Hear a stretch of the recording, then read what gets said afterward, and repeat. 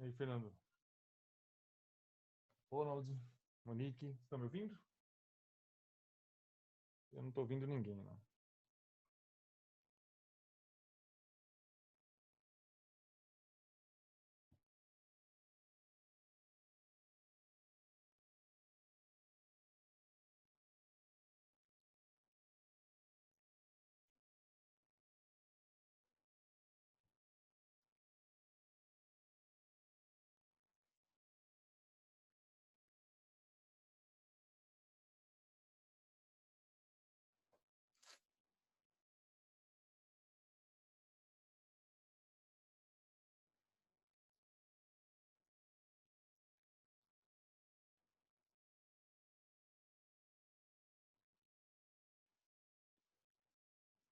Alô, alô.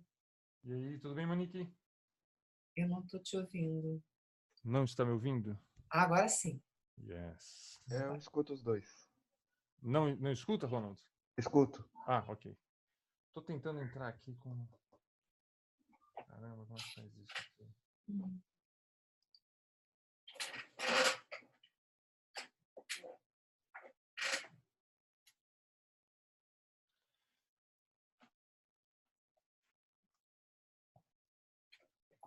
Fica lá.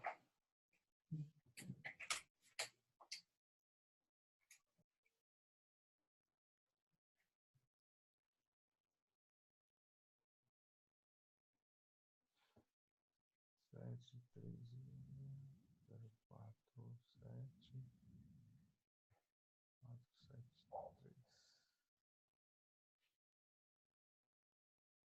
Ah, legal.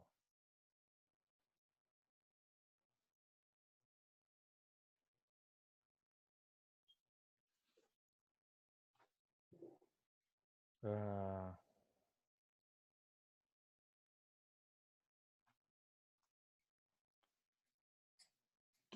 que vocês estão vendo na tela? A Monique?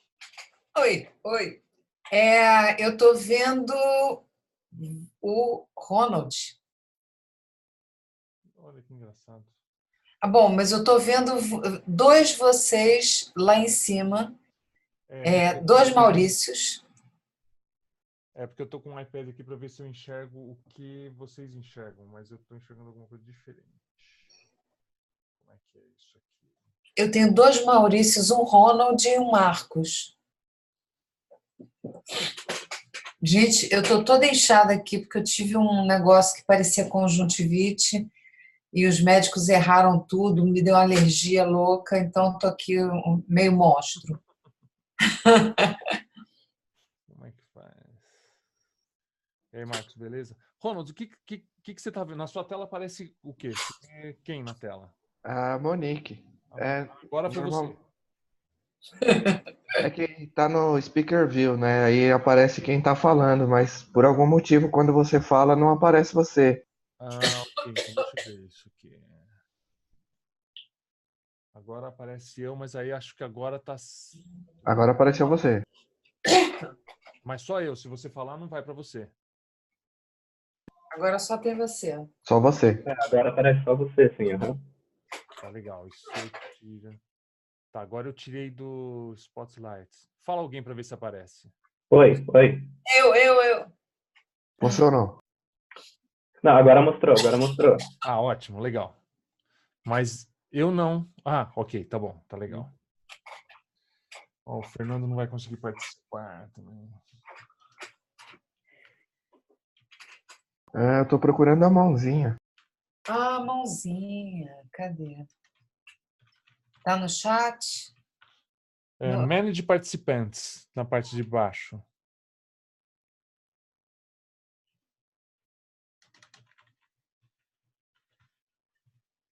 Ah, raise hand. E achou? Achei. Ah, legal, tirei. Legal.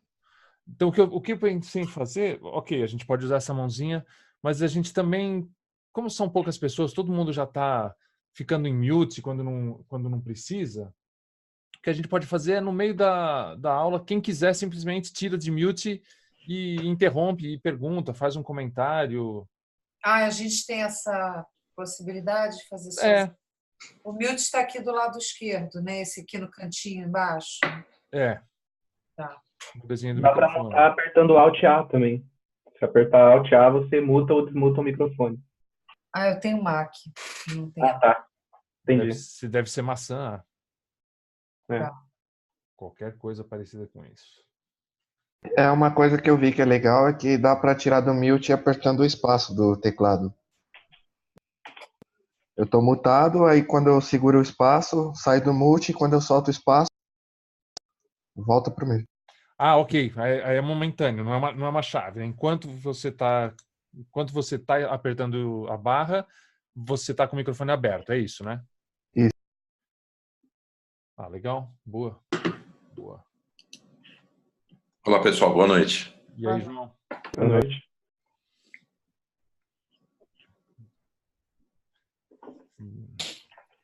Hoje vamos estar desfalcados. O Fernando não vai poder estar, nem o Fábio.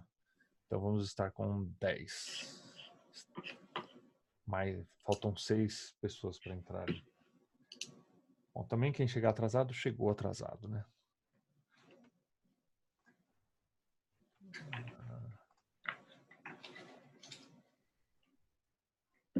Ah, o Daniel também tá. Eu não tinha visto ele.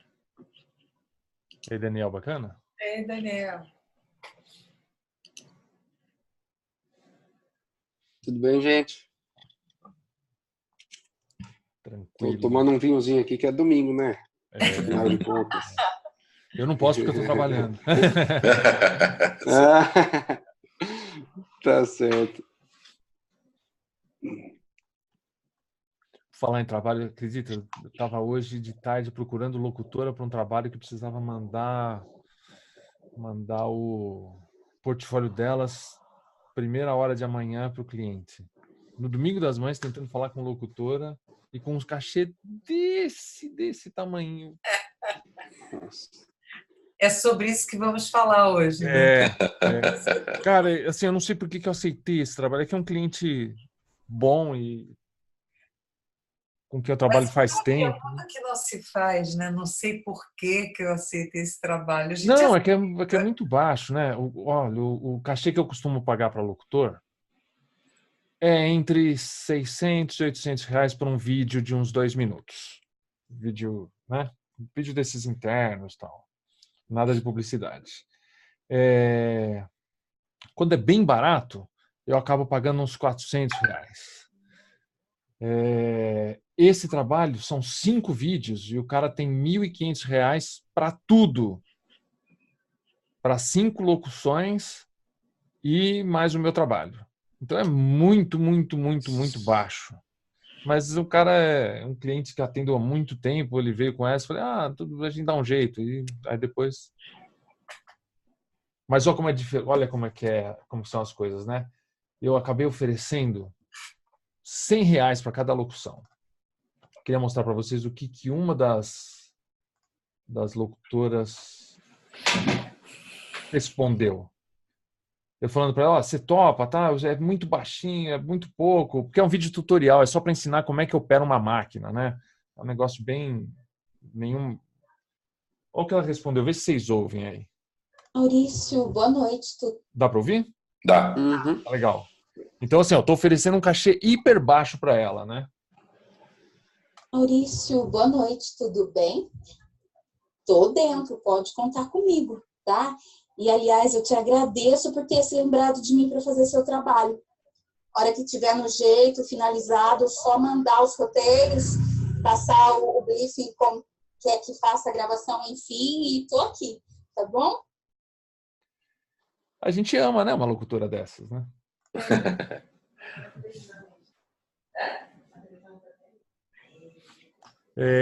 Isso é engraçado, né? Bom, 9 horas, já vamos entrar no assunto mesmo, né? Lá no WhatsApp estão perguntando do link lá, acho que é o Lucas que deve estar para entrar, eu já entrou. Lucas. Acabou de perguntar do link lá. Já mandei para ele. Respondeu? Então, beleza. Enfim. O Lucas ainda não entrou, né? Deve estar entrando aí. Então, essa coisa de preço, né? Apesar de ser uma coisa muito abaixo do que seria o normal de pagar, quando você oferece, quando você tem uma resposta dessas, fala, caramba, em vez de eu me sentir mal, eu fiquei torcendo para o cliente escolher ela porque eu quero trabalhar com ela, quero trabalhar mais com ela, né? E aí tinha um outro locutor com quem eu trabalhava muito, um cara bom pra caramba, um cara do Clube da Voz, que ele topava essas coisas quando a verba era muito baixa, mas toda vez, não importava qual era a verba, ele falava: nossa, mas só isso? Puxa, é muito baixo. Nossa, mas esses caras querem que a gente morra mesmo, não sei o que lá. Ele reclamava 5 minutos e aceitava. Sabe o que acabou acontecendo? Eu parei de trabalhar com ele. Porque eu me sentia mal cada vez que eu tinha que ligar para ele, não importava qual era o cachê. Então, assim, isso é uma coisa para a gente pensar, né? A gente vê como é que, quando a gente contrata alguém, qual que é a reação que a gente faz para a pessoa. Não, quando a gente contrata alguém, como é que é a reação dessa pessoa, para a gente pensar, quando estão contratando a gente, o que a gente faz, como é que é isso, né? Bom, vamos lá? Começar o treco? Então, ó, pessoal, tem a mãozinha lá para interromper. Além da mãozinha, a gente está combinando também, quem quiser simplesmente tira de mute e interrompe o que eu estou falando para fazer alguma pergunta, fazer algum comentário, contar alguma coisa. Eu dei mute em todo mundo agora. Vê se eu dando mute, se você consegue, se um de vocês tira do mute e fala alguma coisa, só para ver. Ok, então vocês conseguem ter esse controle. Maravilha. Então vamos fazer isso. Tem a mãozinha, o recurso da mãozinha, e tem o recurso de simplesmente me interrompe, tira de mute, me interrompe onde eu estiver, e vocês fazem a pergunta, falam, comentam. Então, assim, a outra aula foi bem legal, a participação de vocês, me ajudou muito, e eu espero que ajude também nessa, porque quanto mais interação tiver, mais legal fica, porque aí a gente consegue ir saindo de teoria e ir trazendo para exemplo prático, para contar caso e ver como é que a gente consegue achar uma solução melhor para esse caso, ou contar, eu fiz assim, aconteceu assim, o outro fez de outro jeito, tudo mais, tá? Deixa eu só fechar essa janela lá atrás que tem um reflexo que não está legal.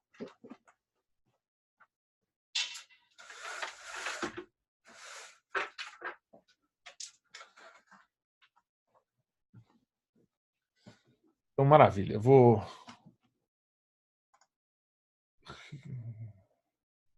Share screen.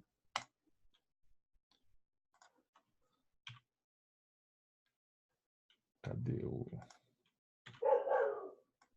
Aqui, ok. Então, vamos lá, pessoal.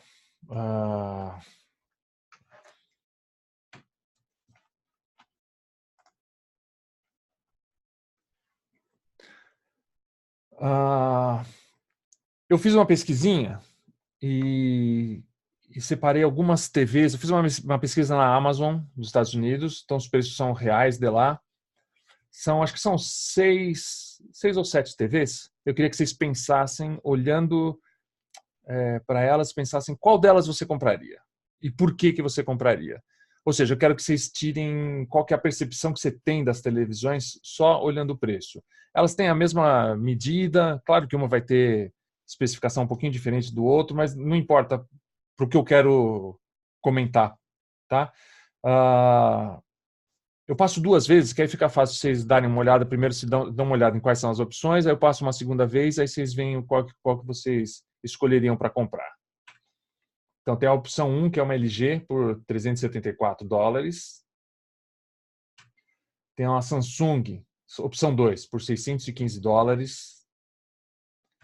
Tem uma outra Samsung, opção 3, por $314. Tem a Celra, por $1.995. Tem uma outra Samsung, opção 5, por $619. E tem a Spectre, opção 6, por $148. Então, vou passar de novo. Então, a opção 1, Samsung, por $374. Desculpa, LG, por $374. Samsung, opção 2, por $615. Opção 3, outra Samsung por 314. Opção 4, Celra por 1.995. Opção 5, Samsung por 619. E opção 6, a última, Spectre por $148. Ó, qual que você compraria e por quê? Vamos lá, quem vai falar primeiro? Bom, vamos lá. Eu compraria a segunda mais cara. Segunda mais cara. Tá. A razão é porque eu não compraria mais barata porque pode ser vagabunda. E a mais cara é um luxo que talvez eu sou mais low profile, mas eu queria uma coisa de qualidade. Legal. Quem mais? Eu. Vai lá, Guilherme. Eu compraria a segunda Samsung de 614, é isso? Acho que é. Mais diferente da colega, esqueci o nome dela, eu vi as especificações das outras, achei as outras muito caras, eu dei tava por dentro ali, é 4K, é o modelo desse ano e tal, achei que valia mais a pena. Bacana. Quem mais? Eu. Vai lá. Eu acho que ia depender um pouco da situação em que eu tivesse, assim, no momento. Assim. Mas eu, num âmbito mais geral, acho que eu compraria aquela de 614 também. Eu penso que talvez seja um meio termo entre qualidade e preço. Legal. Lucas ia falar? Vai lá. Pode falar, Maurício? Eu compraria ou a LG de 300 e pouquinho lá, ou a Samsung de 300 e pouquinho. Porque os preços se assemelham e eu gosto da LG porque eu já tive uma, enfim, gosto da LG, que eu tenho afinidade com a marca. Legal. Quem mais quer falar? Eu pegaria também, acho que a segunda televisão, que é de 614. Uhum. Eu pegaria também a segunda, porque eu estava vendo rapidamente assim, a configuração, a resolução dela, e a propaganda me chamou um pouquinho a atenção. Legal. Quem mais quer falar? Vai lá, Lucas. Você está em mute, Lucas. Você precisa tirar de mute. Desculpa aí. Aí. Eu tava em dúvida entre a LG e a Samsung. Por coincidência, eu falei antes da aula com minha mãe que eu até quero comprar uma televisão nova e ela falou que a LG quebra muito. Já nosso amigo acabou de falar que ele confia muito na marca, nunca teve problema. Então eu fiquei meio confuso, mas eu compraria a Samsung também. Você deu duas opções de Samsung, né? Acho que era uma de 300 e pouco e uma de 600, acho que era isso. Eu compraria a Samsung mais barata. Tá legal. 320. Porque a LG quebra, segundo minha mãe. Mais alguém quer falar, hein? Posso falar, Maurício? Pode. Eu compraria a primeira LG de 300 e pouco. É até engraçado. Eu acho que essa foi a TV que eu comprei há uns 6 meses atrás. Exatamente, pelo desenho dela. Eu não deu tempo de ler as especificações. Mas aí eu vou falar porque eu comprei essa. Eu acho que ela não é 4K. Eu tive uma LG no passado que durou 10 anos, então eu já conheço a marca. Eu pude ir na loja, via TV, quando eu comprei. Eu falei com o vendedor e vi o produto, tipo, peguei na mão, sabe? Vi a TV lá. Uhum. E ela se encaixava no meu budget. Eu não queria gastar mais de R$1.500 numa TV. Eu só precisava de uma TV para assistir Netflix, que eu nem tenho ele Netflix 4K ou HD Ultra lá. Então, para mim, servia. Bacana. Alguém quer complementar com alguma outra coisa diferente? Ok, então, deixa eu... aqui.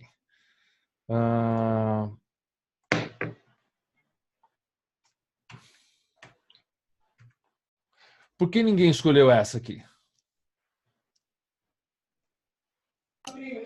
Pelo preço. Cara. Muito cara. Tá legal. É uma marca que a gente não conhece. Sem ler as especificações, o que ela parece? Parece que é uma baita de uma TV boa pra caramba ou é só igual às outras? Igual. Igual. Igual, tá legal. E essa aqui? Não conheço. A Monique falou, né? Ela parece vagabunda, né? Então, era isso que eu queria falar, que o preço tem um impacto em como a gente percebe um produto. Então, eu, de propósito, escolhi aquelas duas, que eram duas marcas que eu nunca tinha ouvido falar, e uma bem cara e outra bem barata. Então, assim, normalmente o que acontece é, se uma TV não, qualquer produto é caro, a gente, mesmo inconscientemente, a gente tende a achar que ela é melhor que as outras. Claro que tem a coisa assim, não, eu nunca gastaria tanto num produto assim, né? Eu jamais gastaria 2 milhões para comprar uma Ferrari, mas você pode nunca ter visto uma Ferrari e pensar, putz, Ferrari deve ser muito boa, né? Enfim, seguindo. Então, o preço que a gente cobra tem impacto em como o cliente percebe a qualidade. Se a gente cobrar um valor muito alto, o cliente pode até ser que ele não consiga pagar, que ele não tenha possibilidade, não tenha como pagar aquilo, enfim. Mas é muito provável que ele vai achar que a gente é super competente, já que a gente cobra muito caro e presumivelmente a gente tem cliente que paga esse valor. Mesmo assim, pensando bem no nosso caso, que a pessoa não sabe de exatamente, principalmente um cliente novo, ele não sabe o que a gente faz. Ele não tem como provar, ele tem muito pouca informação da qualidade da gente, né? É muito subjetivo isso. Ao mesmo tempo, se a gente cobrar muito barato, ele vai achar que é meio vagabundo, meio porcaria. É bem provável dele ficar desconfiado que a gente não vai capaz de entregar um bom trabalho, ou que a gente não tem experiência, porque a gente está cobrando muito abaixo dos outros. Esse muito caro e muito barato tem a ver com o quanto ele espera que custe aquilo. Então, aquele papo, mesmo quem não sabe quanto custa uma trilha, todo mundo tem uma ideia de quanto está esperando pagar. Não é só em trilha, é na maioria dos serviços, tá? A gente consegue fazer uma analogia bem escrota de carro usado com trilha sonora. Carro usado, a gente nunca sabe exatamente o que a gente está comprando. A gente não tem informação suficiente para analisar o produto, a gente não entende do assunto para poder avaliar. Você olha um motor, mesmo que você lhe dê a partida, a gente dificilmente sabe dizer se o motor está bom, se não está, se está bichado, os truques que tem, enfim. Entre carros iguais, do mesmo modelo, mesmo ano, mesmos opcionais, a gente só tem o preço para avaliar, porque a gente não sabe o restante. Eu fiz uma pesquisinha num desses sites de venda de carro. São Fiat Uno do mesmo modelo, mesmo ano, ou basicamente mesmo ano, né? Às vezes muda o modelo 2015, 2016. Você compraria esse Uno de 20 mil reais? Por que ele está mais barato que os outros? A gente acaba ficando meio desconfiado. Eu descartaria ele. Se eu estivesse procurando um negócio mais barato, eu ficaria perto desses de 23 mil reais. O outro lá que está quase 30, eu também acabaria descartando. Falei, bem, esse está fora, né? Mas o de 20 eu não ia com toda certeza, porque ele desperta desconfiança. Então, preço não é determinante na decisão de compra. Por quê? Se você anunciar uma trilha, se você anunciar que você faz trilha de longa-metragem por R$1.000, vai formar uma fila de gente na sua porta para fazer trilha sonora? Eu acho que você não. dá um desconto de 80%, o seu cliente vai comprar 2 trilhas? Alguém ia falar alguma coisa, hein? Não, eu só disse que eu acho que não, porque a demanda não funciona assim, né? Exatamente. Agora, então o preço não é determinante na decisão de compra, mas será mesmo que não é? Se você cobrar 1 milhão por uma trilha de publicidade, vai ter algum louco que vai aceitar? Vão enxergar você como um cara super exclusivo, super caro, que nem essa loja louca da Prada que fica no meio do deserto. Não tem um cliente, né? Então, assim, é meio uma instalação de arte, é para chamar atenção, né? Mas todo mundo sabe, isso aqui é de altíssima qualidade. Não adianta, ninguém vai comprar isso daí, né? Então, afinal, qual que é a importância do preço dentro do marketing? A gente tem uma particularidade que é o que a gente faz é conhecido como B2B, que é business to business. É uma empresa prestando serviço para outra empresa. E tem algumas características bem diferentes, bem especiais nesse tipo de negócio. Primeiro, não tem compra por impulso. Você pode... Compra por impulso, um exemplo bem clássico. Você está andando no shopping, você vê uma camisa legal numa loja, você entra e compra porque achou ela bonita, você não precisa daquela camisa. Você não estava precisando de camisa, mas comprou por impulso. Você olhou uma joalheria e viu um relógio bacana pra caramba e resolveu comprar o relógio, você já tem 4 relógios. Você nem usa relógio, mas comprou por impulso. Ou por desejo, né?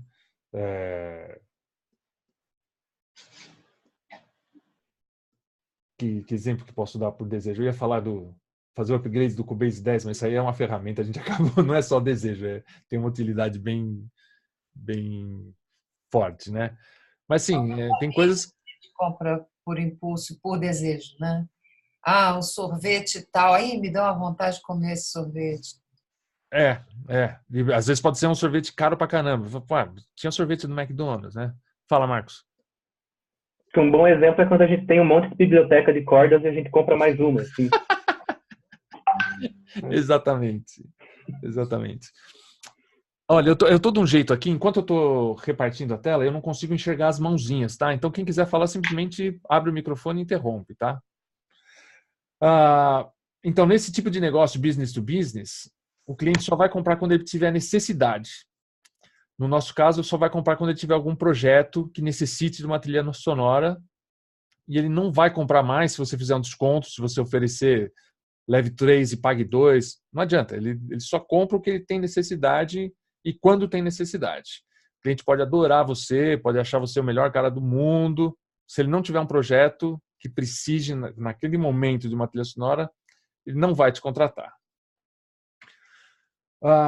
O cliente do nosso tipo de negócio tem uma planilha.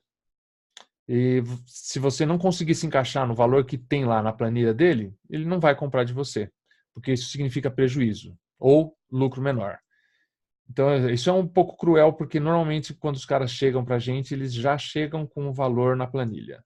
Você consegue até, eventualmente, arrancar uns 10% a mais, 20% a mais, ele vai ter que mexer na planilha dele, tirar de outro valor, mas, na minha visão, se eu perceber que estou correndo o risco do cara ter que cortar no lucro dele para ele aumentar o meu valor, eu prefiro ficar com o valor mais baixo, porque na minha cabeça, se eu algumas vezes seguidas mexer no lucro dele, da próxima vez ele vai procurar outro fornecedor para preservar o lucro dele.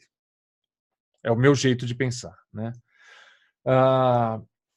Se a gente consegue pegar o cara antes dele ter uma planilha preenchida, a gente consegue, às vezes, convencer ele a aumentar o valor da trilha e ele apresentar um valor final para o cliente dele maior, seja para uma agência, para um canal de TV, mas para isso ele também precisa sair desse modo de guerra de preço. Ele vai precisar conseguir ou ter segurança de oferecer um trabalho com um valor maior e convencer o cliente dele de que o valor maior vai ser bom para todo mundo.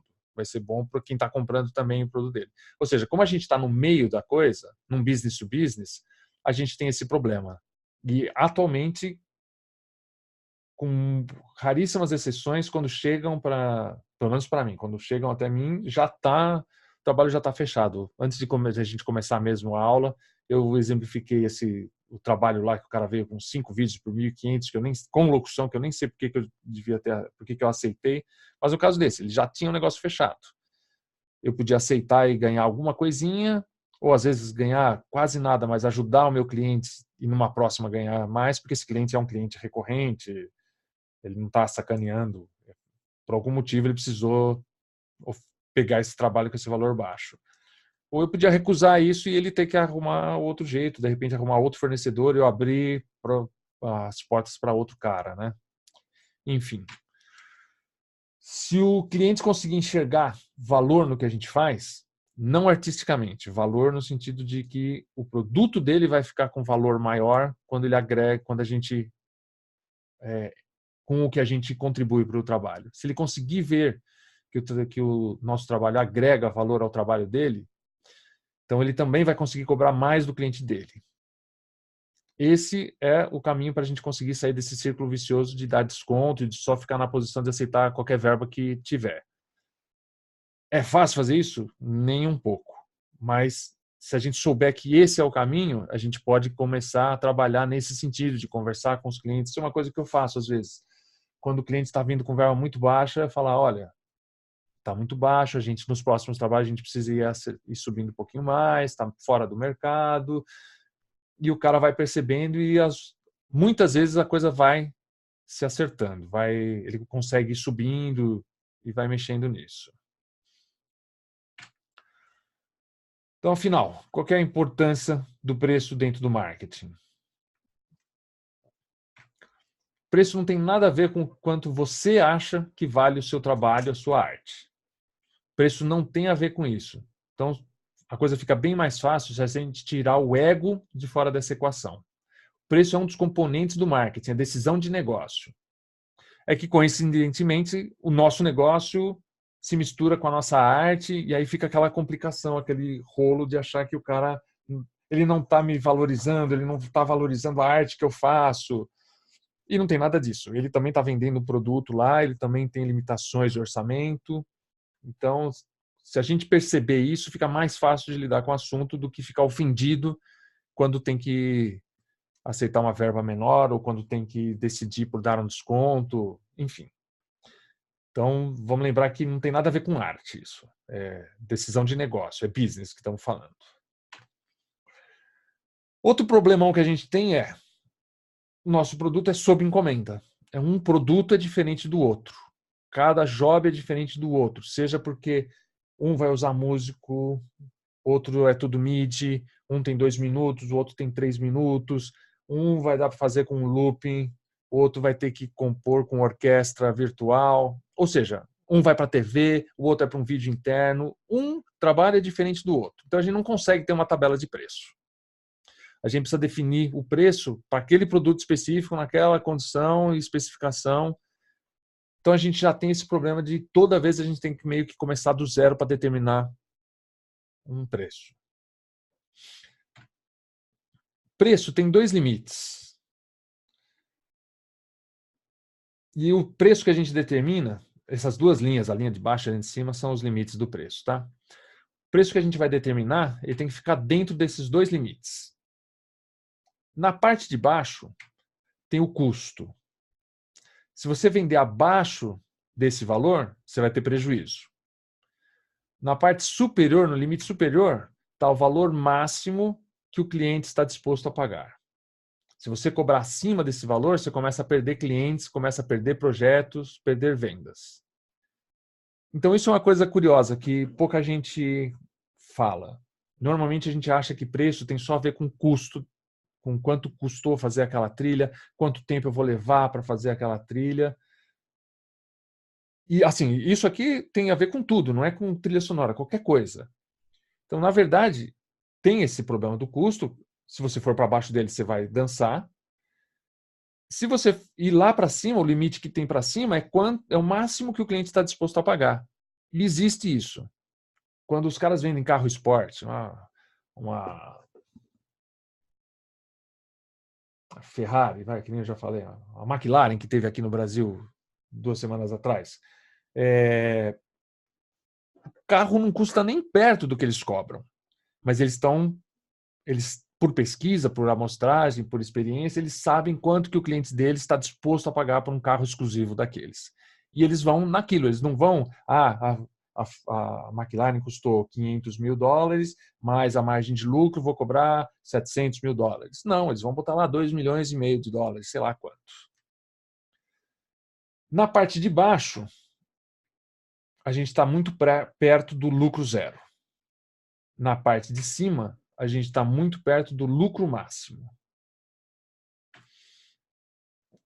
Quando a gente fala que é o valor máximo que o cliente está disposto a pagar, cliente tem a ver com mercado, tem a ver com praça.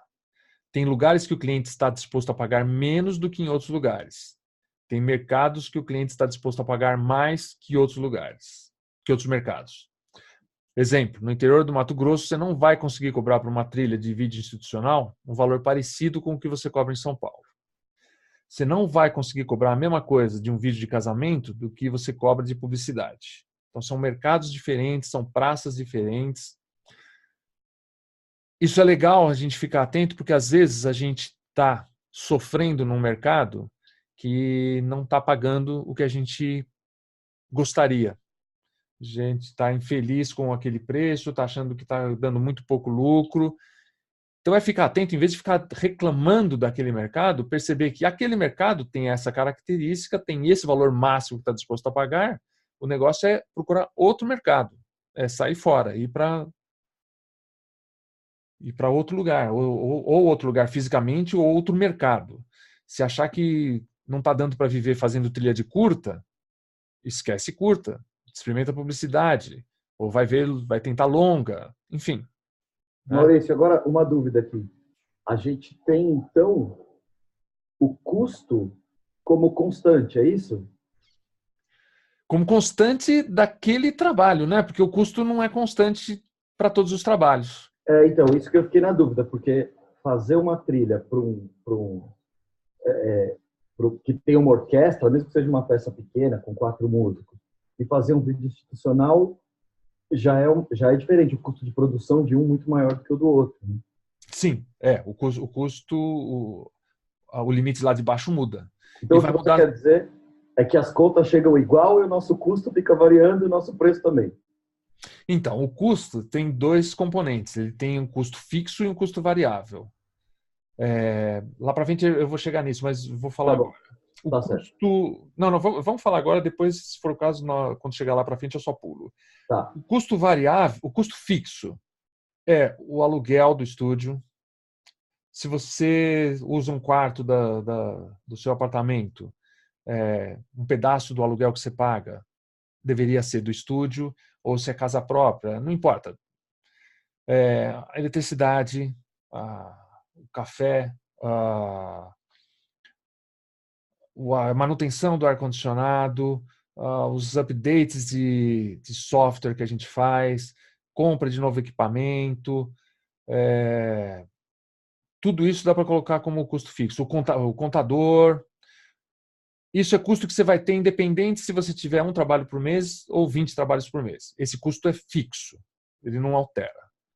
O custo variável é o que varia conforme os trabalhos. Por exemplo, imposto. Se você não tiver trabalho, você paga o 0 de imposto. Se você tiver 100 mil de trabalho de faturamento no mês, você vai pagar, sei lá, 10 mil de imposto. Esse é custo variável. Músicos é custo variável. Vai ter peça que vai ter peça que não vai ter peça que vai ter um quarteto, vai ter peça que vai ter 20 caras, vai ter peça que é só uma flauta. Né? Mesmo se for um quarteto, um vídeo de uma trilha de 2 minutos com quarteto vai custar diferente do que um curta de 20 minutos com quarteto. Então, é custo variável também. Então, esse custo ele engloba as 2 coisas. Um pedaço do custo fixo você tem que dividir pelo número de... Idealmente, é pelo número de horas que você trabalha. E aí você calcula quantas horas você acha que vai levar aquele trabalho. Então, você vai ter um custo fixo por hora. E aí, cada trabalho, você vai dizer, esse trabalho vai ser 5 horas, 5 vezes aquele custo fixo por hora, esse trabalho vai ser 30 horas, né? E aí tem o custo variável daquele trabalho. Então, abaixo disso, você está no prejuízo. Dentro do custo fixo, tem a sua mão de obra também. E aí é uma encrenca da gente calcular, porque se eu pensar em quanto que eu quero ganhar para ter um padrão de vida bacana, de repente eu inviabilizo o estúdio, a produtora. Então, assim, é uma conta bem cascuda de fazer, não é fácil.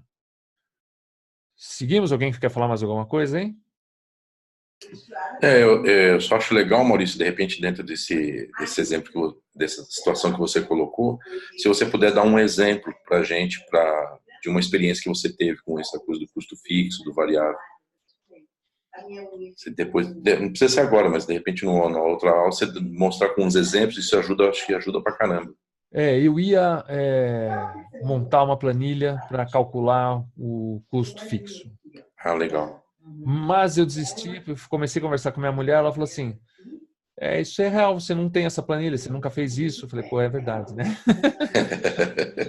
Ou seja, é uma teoria que eu não pratico. O que acontece eu tenho por experiência, por décadas no mercado, eu tenho experiência de que eu consigo esse preço aqui na média eu consigo, às vezes eu consigo mais para cá, abaixo disso para mim já começa a não valer a pena, porque se eu fizer o mês inteiro trabalhos daquele tipo, não pagam as minhas contas, mas também assim, o meu custo de vida que está embutido nisso, ele pode ser inchado, pode estar inchado, e eu posso estar consumindo muita coisa supérflua, posso estar jantando muitas vezes fora, que não precisaria, e aí se enfia isso no seu preço e de repente, por causa de um estilo de vida, você inviabiliza o seu negócio. Né? Então, assim, isso é treta, mas a gente pode detalhar mais sobre como é que dá para chegar nesse... Essas variáveis, né? A gente Legal. pode fazer, de repente, lá no grupo, porque para fazer isso a gente precisa listar todos os custos fixos. Então, precisa parar e pensar. Internet. Domênico, Fala. eu tenho uma planilha que eu faço isso.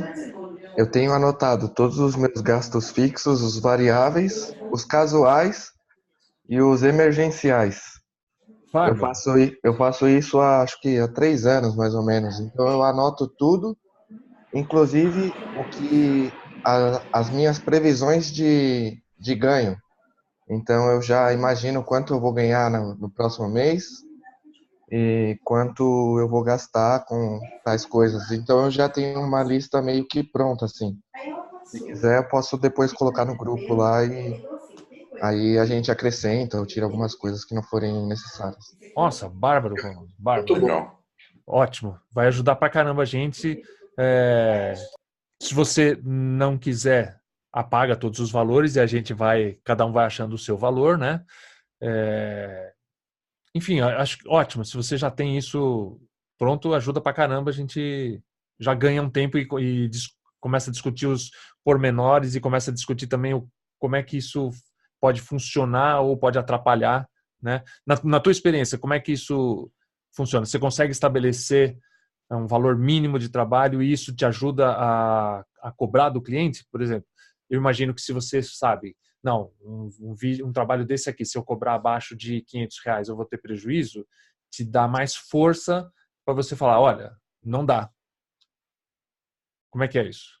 Então, isso é uma coisa que eu comecei a fazer para um controle pessoal, porque como eu trabalho em produtora, eu tenho ganho fixo.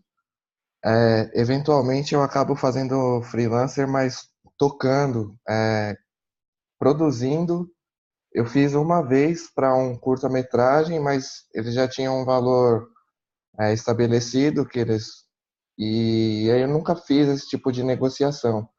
Então, na verdade, não me ajudou em nada até agora nesse ponto. Ah, legal. Essa semana eu recusei um trabalho porque a pessoa tinha lá 400. É engraçado, né? Eu acabei de contar a história dos 5 vídeos por R$1.500, que dá R$300 por vídeo. Mas eu comentei assim, eu não sei por que eu aceitei, eu não devia ter aceitado esse trabalho.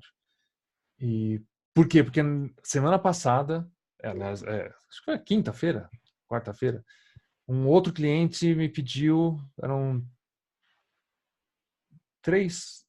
5 vídeos também, por R$400 com o locutor. E eu falei para ele, não dá, nesse valor não dá. Eu não tenho como arrumar um locutor por esse valor, e só a trilha era com trilha branca. Eu falei, ó, só a trilha branca custa $30, já dá 120, não dá para fazer. Agora, é engraçado isso, né? Mesmo conhecendo marketing, eu adoro marketing, eu estudo isso há muito tempo, fiz faculdade disso quando era moleque. Ainda assim a gente faz besteira. Ainda assim dá dúvida, ou na hora da decisão você não pensa direito. Por isso que marketing é complicado, não é facinho isso, né? Bom, vamos seguir aqui. Quem quiser, interrompe, tá? Opa, deixa eu falar. Então interrompe aí. Posso falar? Vai, fala. Então, eu tive um exemplo, essa coisa é muito relativo, né? Essa coisa de preço e custo. Tem essa variável do valor percebido, não é nem o valor percebido, é o que o cara está disposto a pagar, né? E tem a coisa do valor percebido, né? Eu estou orçando um negócio para uma empresa de investimentos que ele não tem a mínima noção de quanto custa uma trilha, entendeu? Então, para ele, se eu disser que vale 10 mil, ele... Eu não sei, sabe? A gente fica de mãos atadas às vezes, achando que vai ser muito, às vezes vai ser pouco, sabe? Porque é uma empresa de investimentos, então assim, pô, né? Eu não posso cobrar o que eu cobro para a Prefeitura de Piracicaba, é uma empresa de investimentos aqui em São Paulo. Então assim, eu fiquei numa dúvida, cara, para cobrar esse cara, ele não me deu nenhum budget, não me deu nenhuma verba, ele não tinha noção. E aí eu comecei a ver históricos de outros clientes, de outros trabalhos que eu fiz, quanto eu cobrei, e foi isso que me deu uma luz, assim, para cobrar um preço, entendeu? E a partir desse preço começar a negociar, quem sabe, né? E tem outro exemplo, eu não sei quem falou do exemplo, foi desculpa, eu esqueci o nome, deixa eu ver aqui, o João Marcos falou do exemplo. Eu tive um exemplo com uma locutora. Eu topei um job, também não sei por que eu topei. Na verdade, eu sei por que eu topei. Porque eu queria investir nessa agência de publicidade, que eu estou começando a trabalhar com eles. E eu percebi que eles estão mandando pedido com frequência. E às vezes o pedido é muito pouca verba, e às vezes o pedido é uma verba muito legal. Eu vou dar um exemplo bem besta. Assim. Às vezes é um cosmético e às vezes é um açúcar União, por exemplo. Pô, açúcar União tem tradição, então é um produto grande. E aí, poxa, como é que eu vou me adaptar a cobrar para uma agência que me pede, às vezes, um trabalho que vai dar mais trabalho com o cliente com pouca verba e menos trabalho com a Açúcar União, e eu vou ganhar mais na Açúcar União e menos. Então, eu não consigo, às vezes, dependendo do cliente, na minha visão, eu tenho que cobrar de acordo com a relação que eu tenho com essa agência. No caso de B2B, agência e produtora. Agência e produtor. Porque se for um cara que chega assim, eu tenho, sei lá, vou dar um exemplo, Votoraço, nunca tinha trabalhado com Votoraço, estava fazendo uma Xerox numa copiadora no shopping, um negócio assim que eu precisei fazer, e comecei a conversar com o cara, falei que tinha um produtor, ele fez um orçamento, pediu um orçamento para mim do nada, assim, conheci ele por acaso. É diferente, como é que eu vou saber que ele vai me dar mais trabalho? Né? Inclusive, eu cobrei barato para tentar pegar o cliente, aquela velha história, vou fazer barato e vou pegar esse cliente. Nunca mais ele me ligou. A ArcelorMittal tem dinheiro, mas, porra, o cara disse que não tinha. Como é que eu vou saber, entendeu? É muito louco essa coisa de preço, né? Às vezes isso que você falou de ter verificado o quanto que você já cobrou, trabalhos parecidos, isso ajuda, mas ajuda para quem já está nessa faz tempo, né? Então, assim, eu tenho um histórico numa planilha de todos os trabalhos desde 2015. Mês a mês, então eu tenho um histórico de 4 anos de trabalhos feitos que eu consigo ver quanto que eu cobrei, porque às vezes acontece isso, às vezes para aquela agência eu tenho feito trabalhos na faixa de 5 mil, para outra agência, trabalhos parecidos eu tenho feito na faixa de 10 mil. Acontece isso, né? E por que acontece? Porque às vezes você vai e, ao invés de você dar o preço, você perguntou quanto que o cara tinha disposto para pagar e o cara te falou um valor diferente do que você ia cobrar, né? Daqui a pouquinho a gente vai falar sobre isso de perguntar para o cliente. Tá bom. Seguindo, quem quiser, grita aí, tá? Eu. Então grita, Monique. Não gritou o suficiente, Monique. É que eu tô meio fraquinho. Eu acho que o grande conflito é que a gente quer ganhar o que o o máximo que o cliente pode pagar. Tem, obviamente, os custos, né, variáveis, né, se tem músico, se não tem. Eu, por exemplo, eu cobro por hora. Então, a minha hora não é barata, mas é uma hora que eu dou aula, né? Então, os meus alunos pagam. Quando eu tenho que fazer uma trilha, alguma coisa, eu já digo, eu cobro tanto por hora, acho que vai ser mais ou menos tanto, eu vou gastar mais ou menos tantas horas. Quando eu vejo que eu estou com alguma dificuldade, ou de achar um timbre, ou, enfim, de encontrar alguma solução, eu dou uma reduzida no número de horas que eu gastei. Quando eu acho que não, é isso aí mesmo, mesmo que tenha dado muitas horas, eu acho que eu fico lidando com aquela previsão que eu já dei para o cliente. Isso pode não ser o ideal, porque talvez eu pudesse ganhar muito mais do que isso. Mas eu tenho uma outra forma de cobrar também, que eu acho que é pior. Quando o cliente já chega dizendo assim, mas vê lá o que você vai me cobrar, que não sei o que não sei o que lá. Aí eu pergunto, quanto você tem para esse trabalho? Aí, obviamente, que eles botam o preço para baixo, né? Devem colocar. Se eu acho que é um preço justo, eu deixo. Se eu acho que não é, eu digo, está muito barato, vamos ver se a gente chega mais para cá ou mais para lá. Porque é um relacionamento, né? Essa negociação é difícil, porque cobrar menos do que a gente pode, a gente está no prejuízo, a gente está gastando mesmo, né? Eu me sinto muito mal em cobrar menos do que a minha hora. Não é uma hora barata, como eu falei, tem gente que paga, então é uma hora boa, né? Eu posso cobrar esse preço. Eu gostaria, claro, será que se eu experimentasse cobrar mais, mas eu tenho tanta certeza daquilo que eu trabalho assim. Será que se eu experimentasse cobrar um pouco mais, será que eu conseguiria? Enfim, como eu tenho certeza, eu fico pé e eu vendo uma credibilidade do que o preço que eu estou cobrando é justo. Bom, e a pergunta é isso, será que eu ganharia mais? Vou me desligar aqui. Não dá para saber, né? Só tentando, né? A gente vai falar já sobre esse negócio de perguntar o quanto que ele tá disposto a pagar. Peraí, posso só contar uma história? Conta. É o seguinte, essa história de que ninguém compra por impulso na trilha, né?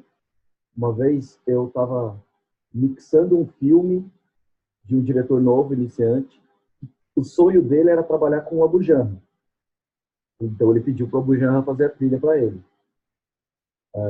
O filme era mais ou menos, eu não sei qual era a expectativa do diretor a respeito da trilha. E aí, quando ele foi na produtora mixar o filme, ele ficou falando super mal do Abu Janra, falando que ele não deu o devido importância ao filme. Tá? Complicado, porque a gente fica lá fazendo, faz com carinho, mesmo que não seja assim, super. Mas é a coisa do relacionamento, né? O que a Monique falou. E o relacionamento é os dois lados, né? Você tem que ser transparente. Eu acho difícil o Abu Janra ter errado o caminho inteiro de composição de trilha de um longa-metragem e o diretor depois ficar falando mal, né, dele por aí pelo mercado. Acho que a gente está meio também nessa mão do diabo aí, né? De repente, quer dizer, o Abu Janra não está na posição que ele está à toa, né?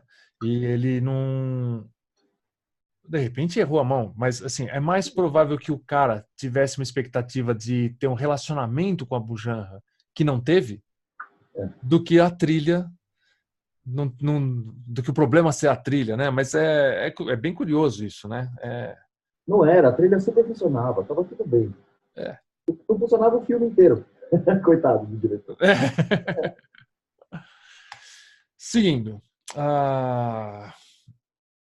Ok. Então, alguns componentes na formação do preço. A gente tem custo de produção, que é o custo variável, né? Quantos músicos vão fazer parte daquilo lá, quantas horas você vai levar, tal. Tem o mercado, que é a concorrência, e tem a escassez. Custo de produção. O que a gente leva em consideração quando está pensando nisso? Tá, a remuneração da nossa mão de obra, o custo do estúdio para updates de software, compra de equipamento, troca de computador, que a cada 3 anos, 4 anos precisa fazer, manutenção de ar-condicionado, assinaturas, contador, aluguel, água de luz, internet. Esse negócio de assinaturas é um negócio que está ficando de uma proporção enorme para mim.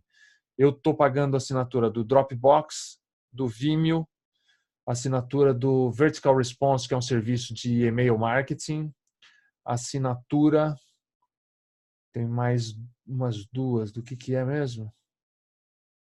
Enfim, cada uma dessas custa 10, 15 dólares, você fala assim, vale a pena, né? Um Dropbox, eu estou precisando de muito espaço para... A hora que você vai ver, você está pagando fixo de assinatura 150 dólares por mês, né?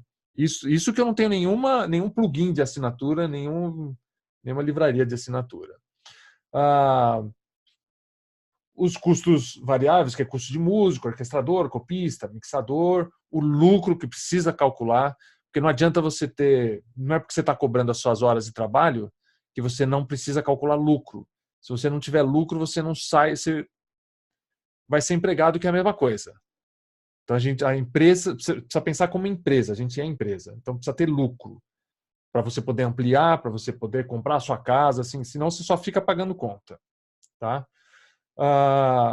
O complicado dessa conta é o seguinte, por exemplo, a Monique falou que ela pensa assim, eu vou gastar 5 horas para fazer uma trilha, ela tem na cabeça dela quanto que ela cobra por hora por causa da outra atividade dela como professora de música. Agora, tem uma conta que está escondida aí, que tem muitas horas gastas em atividades que não são de criar e produzir. Por exemplo, as horas que a gente gasta prospectando novos clientes, horas que a gente gasta na administração, na manutenção, resolvendo problema técnico, um software que parou, está dando pau, essas coisas assim.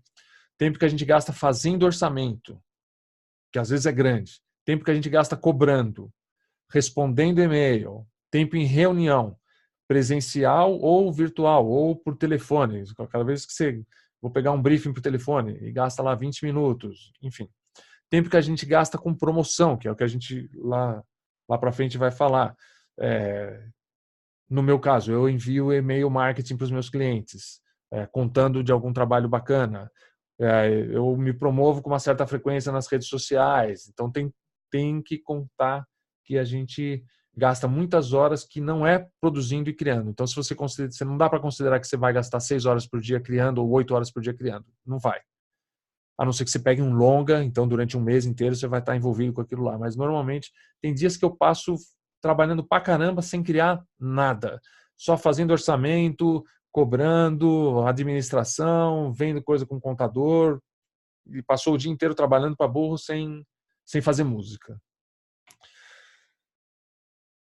O mercado. O outro jeito da gente pensar no preço é quanto que a concorrência cobra. Principalmente se é um mercado que a gente não está acostumado. Ou se a gente está começando no mercado. Então, lá no grupo mesmo, a gente vê toda hora alguém falando, poxa, outro dia era o Marcelo Amalfi. Quanto é que eu cobro para fazer trilha de podcast? Ele está no mercado há muito tempo, ele é super reconhecido como fazendo trilha para teatro. Mas ele nunca fez podcast. Então ele está no mercado, ele não tem ideia de quanto cobrar, embora ele tenha, com certeza ele sabe quanto cobrar numa trilha de teatro, né? Então como é que a gente descobre quanto que a concorrência está cobrando? Perguntando. Então, o nosso grupo no Facebook ajuda pra caramba isso, porque a gente está em mais de 1.700 pessoas. Os ativos é mais ou menos uns 50% disso. Ainda é gente pra caramba. Então, se a gente perguntar lá, a gente vai ter uma resposta. A gente já fez 2 vezes pesquisa, dá para ter uma noção também de quanto que o mercado está cobrando para trilha de curta, trilha de longa, seriado, vídeo institucional. E a melhor coisa é se você consegue ter algumas amizades e ligar para essas pessoas. E as pessoas se dispõem a ajudar. Às vezes a pessoa não se sente confortável falando de números. Então, no Facebook, dificilmente o cara vai falar, uma trilha assim cobra 5 mil. Às vezes ela não se sente confortável, mas se você ir no inbox ou ligar para a pessoa, muitas vezes ela vai te ajudar, ou se ela não falar um número, ela vai te falar, ó, entre tanto e tanto, já é um bom jeito a gente começar, né? Até porque é interesse das pessoas também de não deixar alguém entrar muito fora no mercado. É ruim para o mercado.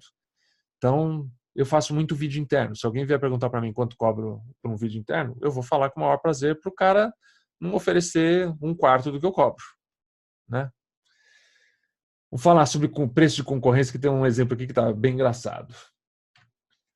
O Burger King está com uma promoção já faz algum tempo, ele vende 2 sanduíches por R$15. Aí o Bob's o que fez? 2 itens por R$15. O McDonald's, que não é burro nem nada, 2 sanduíches por R$14,90.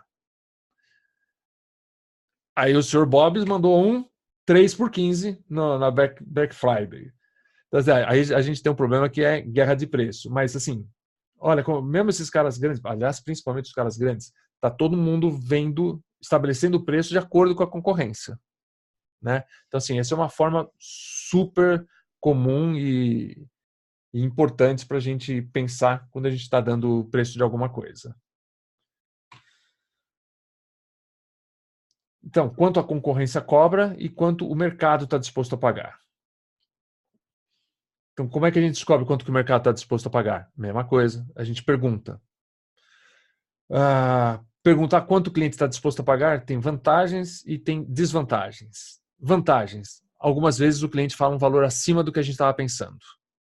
Vou dar 2 exemplos recentes. Eu fiz um trabalho para a Associação Brasileira de Franchising, alguns comerciais de TV falando da Expo Franchise, uma feira de franchising que vai ter aqui em São Paulo. Acertei lá um valor decente pela trilha, com a produtora de vídeo, aí ia ter uma versão de 15, calculei 50%, ia ter uma versão de 5 segundos, calculei mais 50%, deu lá um total. Aí ele falou assim, Maurício, os caras estão querendo, a gente está querendo fazer um spot. Quanto que você cobra? Fala lá com eles, dá o preço para eles. Eu ia cobrar 50% do filme, da trilha de 30 de TV, que é o padrão. Eu tinha cobrado na trilha acho que era R$4.500, alguma coisa assim, de 30, né? Aí cobrei 50% na de 15, mais 50% na de 5 segundos. Então, no spot, eu ia cobrar, não tinha locução, não nada, era só, eu ia usar o som direto, eu ia cobrar 2.250 para fazer o spot. No que falei com a agência, eu tive uma certa sorte, porque ela falou assim, pô, Maurício, vê aí quanto é que você consegue fazer, porque a gente não tinha programado fazer o spot, a gente está super apertado aqui com verba. Aí eu falei para ela assim, em vez da gente eu ficar tentando adivinhar quanto que você tem, eu acredito muito em dar um jeito de tentar viabilizar o trabalho. Me fala quanto que vocês têm de verba. A gente tem R$3.500, mas se pudesse ser um pouco abaixo disso, ia ajudar muito a gente. Eu falei, tá bom, então eu vou ajudar vocês, vamos fazer por 3.000. Então, olha só, porque eu perguntei quanto que eles tinham para fazer, eu ganhei R$750 a mais, só por ter perguntado. E isso, dando um baita desconto para eles ficaram super agradecidos, agradecendo demais, falaram, a gente precisa trabalhar mais com você foi demais, ajudou a gente, só porque eu perguntei primeiro. Um outro caso, isso já faz alguns anos, não sei de onde me ligou uma empresa que era um representante de papéis. Então foi o cliente final que ligou. E deixa eu tirar desse share aqui que fica mais fácil. E esse cliente, não lembro como é que chegou até mim, falou assim, olha, a gente tem um vídeo aqui que está em inglês e a gente precisava traduzir, então precisava de uma locução em português. A gente vai fazer a tradução, só precisa gravar a locução para a gente colocar no vídeo. Então era só gravar a locução, não precisava fazer mais nada. Era um vídeo de 5 minutos. Eu tinha pensado assim, bom, o locutor vai cobrar uns R$1.000, eu cobro mais uns 500, é só gravar a locução, tá tudo certo. Mas aí eu falei assim, ok, você tem verba definida para isso? Ela falou, tenho, a gente tem R$5.000 para fazer essa locução. Eu falei, puxa, que coincidência, exatamente o valor que eu tinha pensado, né? Aí acabei tendo um lucro de 4.000 só para mandar o texto para o locutor, pegar o arquivo dele e mandar para eles. Só porque eu perguntei quanto eles tinham de verba. Isso acontece todo dia? Não. Mas não é raro acontecer. Tem um livro... até separei aqui. Peraí, deixa eu pegar para vocês.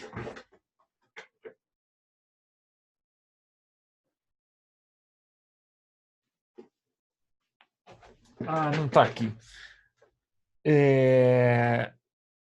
Se eu não me engano, o título do livro é Nunca Fale o Valor Primeiro. Ou nunca fale o preço. Nunca fale o número primeiro, o preço primeiro, uma coisa assim.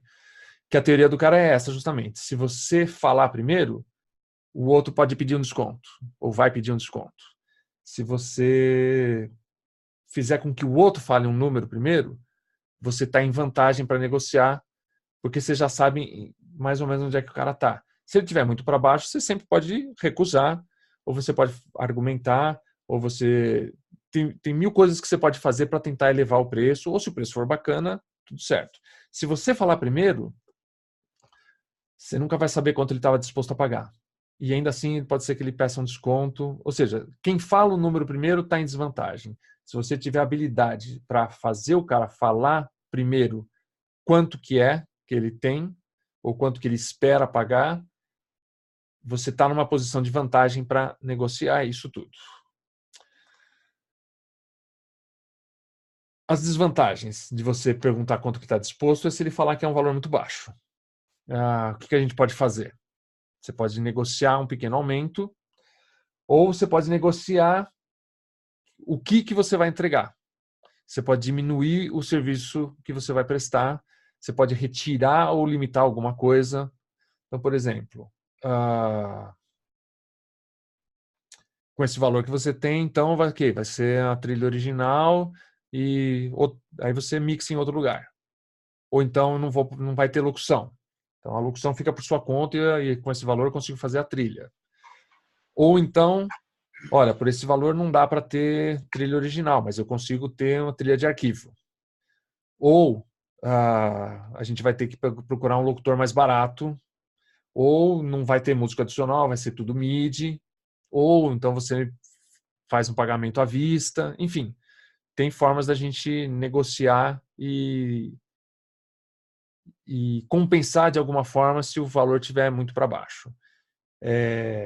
Eu tenho feito isso muito e tem me ajudado pra caramba pensando do lado de empresa. Eu tenho conseguido um lucro maior quando eu entro nesse tipo de negociação se o valor está para baixo. Porque, na verdade, o que o cara precisa? Ele precisa de uma solução musical, sonora para o vídeo dele. Se ele não tem dinheiro para pagar uma trilha original, eu ofereço uma trilha branca. Ok, eu como músico estou deixando de criar uma trilha, tem esse aspecto artístico que não é legal, mas do lado de empresa, está indo bem pra caramba. Estou com vários clientes assim, com verbas pequenas, mas que tá rolando. E eu estou fornecendo um serviço musical. Eu tenho o trabalho de escolher a trilha, de editar a trilha, que um músico faz melhor do que qualquer outro, né? Ou se você não quer entrar nessa, ok, você fala, então vai ter tudo MIDI. Então, com esse trabalho não dá para ter música adicional. E às vezes nessa você consegue elevar o preço porque o cara fala, puxa, mas é um curta, né? Tudo sampler, é chato, cinema, né? Seria legal ter um quarteto de sopros. Aí se você não acrescenta só o valor dos músicos, o seu valor aumenta também, porque você está oferecendo algo maior. Enfim, tem várias coisas que a gente pode fazer nisso. Alguém quer falar alguma coisa, hein? Maurício, Lucas. Fala. Eu tive um exemplo há pouco tempo que eu acho que a solução que eu dei é parecida, que é assim, a pessoa me ligou querendo um vídeo de 5 minutos, sabe, para falar de empresa institucional. E fica caro, né? Uma trilha de 5 minutos é bem mais cara do que uma trilha de 1. Então, assim, e eu falei que, em vez de eu falar que não dava, o que eu sabia, ela foi bem jogo aberto, foi super legal. Não é nenhuma agência, é uma consultoria que cuida. tem um monte disso hoje, né? De que não quer dizer que é agência, mas é consultoria e tem cliente. Para mim é uma agência, mas assim, tem clientes e oferece vídeos para o cliente. E aí eu falei, mas por que você quer fazer um vídeo de 5 minutos? Porque a verba não dava. Ela, não, porque... E aí ela também não tinha um roteiro estruturado. Eu fiz, mas por que 5 minutos? Não, porque para falar dos atributos da empresa, eu fiz... Quem que assiste vídeo de 5 minutos hoje? Ninguém tem saco. Eu não tenho saco de ver vídeo de 5 minutos, não, gente. Já foi o tempo. Eu fiz muito vídeo de 15 minutos. Poxa! Aí eu falei, tem certeza que você quer fazer? Não é melhor? E outra, às vezes, se a gente abre a cabeça dessa pessoa, ele tá alçando com a produtora de animação, sei lá, e o filme está muito caro. E por isso que ele não tem verba para trilha. Se você diminuir o filme pela metade, sei lá, em 2 minutos e meio dá para falar isso, sei lá, 2 minutos no máximo, já que ele quer falar muita coisa. 1 minuto e meio para mim é o máximo que eu sugiro para as empresas, né? Hoje em dia, pela experiência que eu estou tendo com alguns clientes. Mas 2 minutos, 2 minutos no máximo, 2 minutos e meio no máximo, cara, ele vai economizar muito com essa produtora de animação.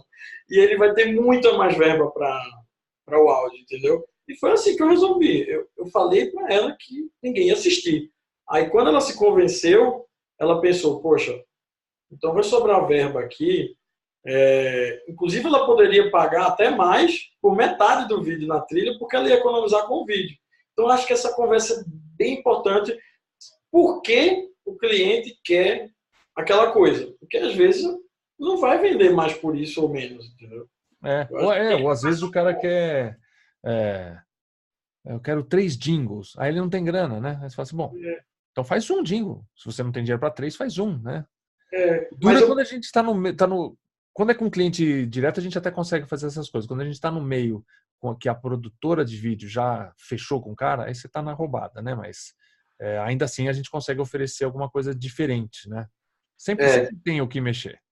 Eu achei que não precisava, falei e poxa, eu acho que a gente hoje, tô falando para geral, assim, não é só fazer a trilha, porque eu poderia ter falado assim, não, essa verba não dá para fazer, ela ia desligar o telefone e nunca mais eu ia ver essa mulher na minha vida. E ela ia achar... E aí a gente perde o cliente para sempre, né? Você encontrou uma solução, né? Eu acho que a gente tem que tentar encontrar a solução, às vezes. Mesmo que não dê tanta verba, às vezes, se você achar que ela vai começar a te mandar vários constantes, dependendo de uma conversa, você pode até cobrar menos. Se não, você dá uma solução para fazer por menos, exatamente o que você falou. Mas se você só não dá orçamento, cara, eu trabalhei trabalhei na Friends Audio, lá do Gatão, e trabalhei um tempão lá fazendo muito orçamento. Eu meio que coordenava a produção, criava jingle, letra de jingle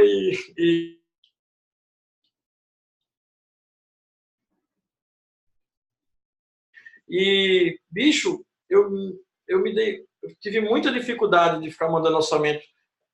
Eu demorei para ter essa coisa. No começo eu era muito travado, entendeu?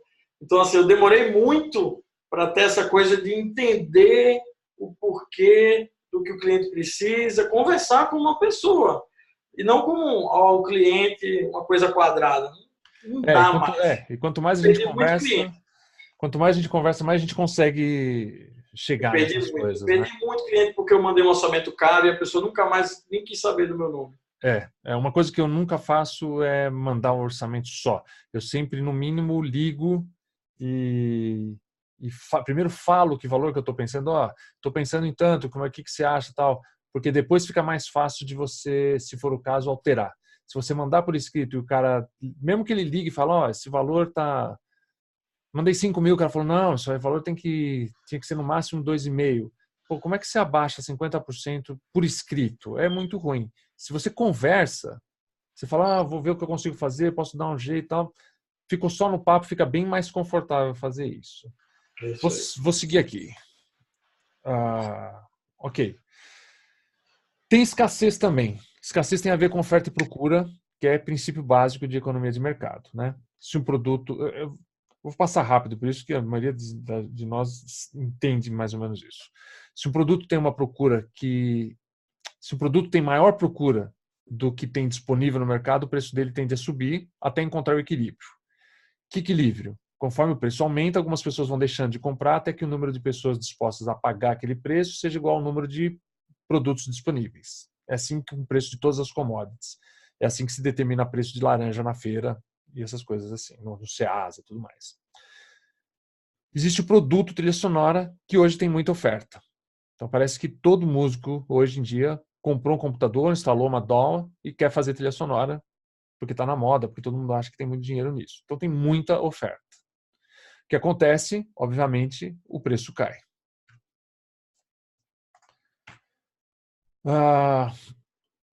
Existe dois conceitos que eu vou falar aqui, que é o mercado comprador e o mercado vendedor. A gente está no mercado comprador, que é quando o comprador é que tem o poder. É ele quem dita quanto que vai pagar, como vai pagar, etc. Em publicidade, principalmente, isso está um horror. Os caras estão com a faca e o queijo na mão, eles determinam que vão pagar em 180 dias, enfim. É o nosso mercado de trilha sonora. A gente, do nosso lado, a gente tem horas para vender. A gente não tem como fazer estoque de horas. Se aquela hora do dia não for preenchida com trabalho, perdeu, não tem como voltar. Então é melhor pegar um trabalho naquele dia, por menor que seja a remuneração, ou perder aquelas horas, que é um possível faturamento. Quais são os prós e contras disso? Isso é uma coisa que a gente tem que pensar, analisar e a cada momento decidir se é melhor pegar um trabalho que paga menos e pelo menos eu faço um trabalho naquele dia, porque se não tivesse trabalho eu vou ficar sem fazer nada e aquelas horas foram embora. Ou eu posso usar aquelas horas para prospectar um novo cliente, para investir em publicidade, alguma coisa assim. Ceasa. Se tiver uma boa safra de um determinado produto, vai ter uma oferta, vai ter muito mais oferta do que vai ter comprador. O preço cai, ou o comprador consegue descontos, o vendedor sabe que ele tem um limite de estoque, se passar alguns dias ele vai perder toda aquela mercadoria, então ele abaixa o preço, é melhor vender por um preço mais baixo do que não vender e perder tudo. Tem alguma relação com o que a gente faz. Camelô na 25 de março. O vendedor sabe que se ele não conseguir fechar negócio naquela hora que você parou para perguntar quanto é que custa aquela bugiganga lá, se ele não fechar naquela hora, dificilmente você vai voltar lá e fechar negócio depois. Então ele não tem problema de estoque, mas ele tem um limite de tempo para fechar a venda. Ele sabe que se ele não te convencer naquela hora, perdeu. Por isso que se você der trela, o cara vai abaixando o preço e vai baixando, oferece 3 por 2, ou seja, tem uma maleabilidade de preço enorme porque ele tem essa pressão de tempo contra ele. Cara na rua, mesma coisa, vendendo água. Se ele não fechar na hora, perdeu. É por isso que o cara faz uma garrafa por 5, 2 por 7. Se ele disser que só tem uma nota de 10, ele vai te empurrar 3 águas. Se ele disser que só tem R$2, ele vai vender por R$2. Enfim. Tem o mercado vendedor, que é o contrário. Que é quando quem compra... Desculpa. Quando quem vende tem o poder. Então, por exemplo, carro. Aqui no Brasil, principalmente, o nosso carro é muito maior, custa muito mais caro do que um carro nos Estados Unidos. Já o presidente da Volkswagen uma vez teve uma fala, alguns anos atrás, foi maior gafe. Ele falou que o preço do carro aqui no Brasil é mais caro porque o povo brasileiro aceita pagar mais caro. Ou seja, ele está indo lá para o limite, que é o limite que o cliente aceita pagar. Nos anos 80, quem é mais velho vai lembrar disso, teve ágio para carro novo. Ou seja, tinha o preço de fábrica de um carro que custava R$30 mil, mas você não achava aquele carro por R$30 mil. Na revenda, você só conseguia comprar o carro novo com um ágio de R$5 mil, de R$10 mil. Ou seja, quem vendia tinha poder de pôr o preço acima do que a tabela. Olha esse exemplo aqui, que louco. O Bugatti Divo tem um ágio de 1 milhão. O comprador de uma das 40 unidades produzidas do Divo colocou o modelo à venda por $7,5 milhões. $1 milhão acima do preço original de compra. Quem tem o produto que está vendendo é que tem o poder, porque tem mais gente querendo comprar do que tem produto. É um mercado vendedor. Produto Apple no Brasil, no mundo também. Mas assim, aqui é caro pra caramba a Apple. Mas não interessa, as pessoas pagam o preço, mesmo sendo exorbitante. Lá fora, as pessoas fazem fila para comprar o Apple, um iPhone novo. Isso tem a ver com escassez também. O cara quer naquela hora, depois vai demorar para comprar, não tem um número suficiente de iPhones, só tem um por pessoa, essa coisa toda, né, de escassez. Tem gente, inclusive, que cria escassez para gerar mais valor. Uma coisa com curso acontece muito isso, né? O pessoal na internet está fazendo isso. Eu estou fazendo isso com esse curso. Eu limito o número de pessoas para criar um valor maior. Claro que dar aula para 50 pessoas vai ficar uma porcaria. Mas se são só 10 vagas, as pessoas têm um impulso maior de se inscrever. Então, você põe, quem está vendendo, põe uma certa pressão em quem está comprando, né? A gente, quando trabalha, a gente também tem uma escassez de horas possíveis de trabalho. Então, quando a gente está no limite de muito trabalho, chega uma hora que você fala assim, ó, eu não consigo fazer mais trabalho do que isso. Em alguns momentos da minha carreira eu já cheguei perto disso. Agora eu estou perto disso também. Mas em outros momentos eu já tive, inclusive, agora estou sem assistente, mas já tive um assistente e a gente quase não conseguia atender todo mundo. Então a gente tem um limite de horas que a gente consegue vender. Se você está com muito cliente, o que você faz? Como é que você consegue regular isso? Quando você está com muito cliente, você consegue... Quando você tem mais gente querendo comprar suas trilhas, o seu serviço do que você consegue oferecer, você começa a elevar o seu preço até uma hora que equilibra de novo. Você vai perder alguns clientes porque você elevou o preço e é capaz de você conseguir outros clientes que estão dispostos a pagar mais. Ou sobraram alguns clientes que pagam mais, você perdeu alguns que pagavam menos e você ficou com um faturamento parecido, mas com menos trabalho. Então, assim, o preço serve para a gente regular isso. Se você está com muito pouco trabalho, você pode abaixar o preço. Ninguém vai comprar mais trilha porque você baixou o preço. Mas, com um preço mais baixo, você consegue atingir outros mercados que estão dispostos a pagar menos, que têm menos verba, do que você atingia com um valor mais alto. Então, digamos, numa baita de uma crise, eu não estou conseguindo trabalho suficiente para mim, para os meus clientes atuais. Se eu abaixar o preço, de repente eu consigo começar a fazer trilha original para vídeo de casamento por R$50. Porque eu abaixei o preço, eu abri um outro mercado.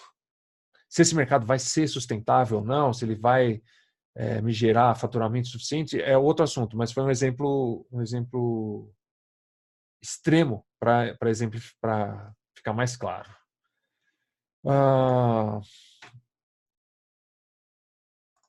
Ok, isso aqui é interessante. Então a gente falou, preço nunca pode ser abaixo do custo mínimo, porque a gente acaba tendo prejuízo, né?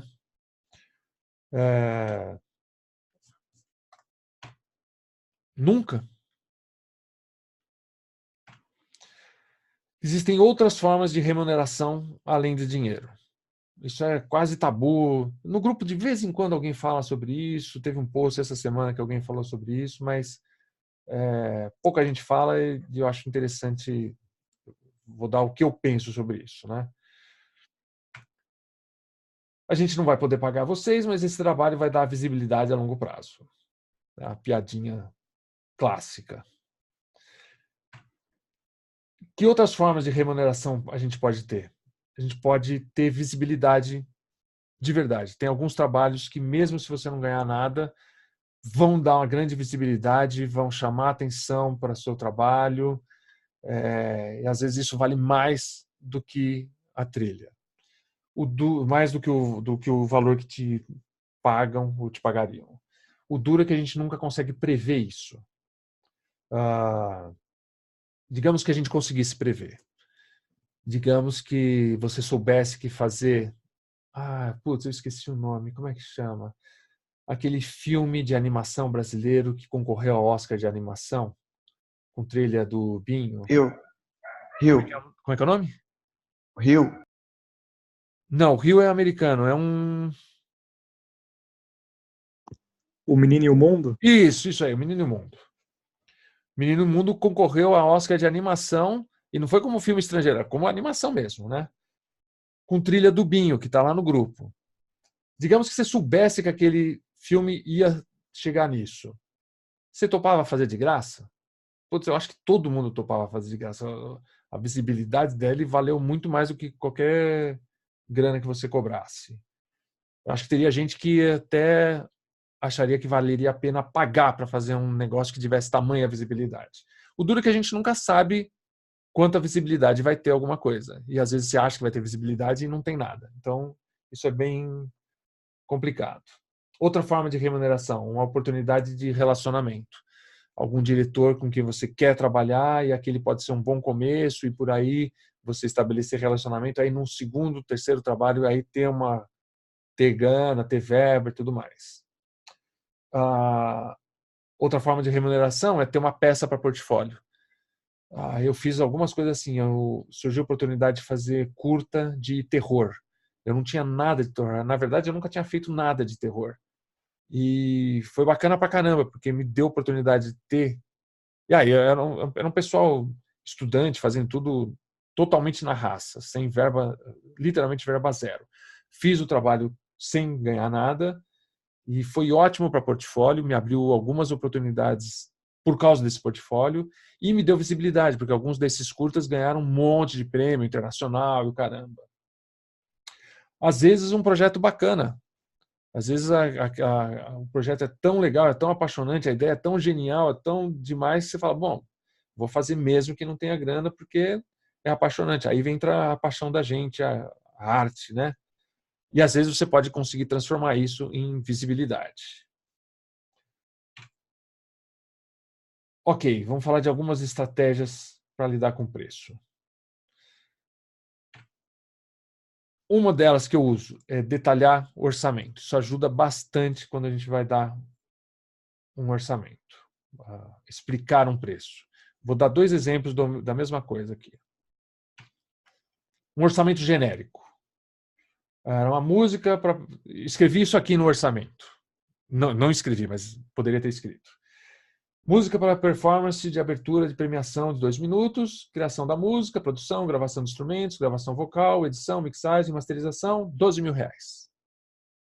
O cara bate o olho nisso, ok. O que ele acha com um preço arredondado desses? Dá a impressão de que foi um chute, né?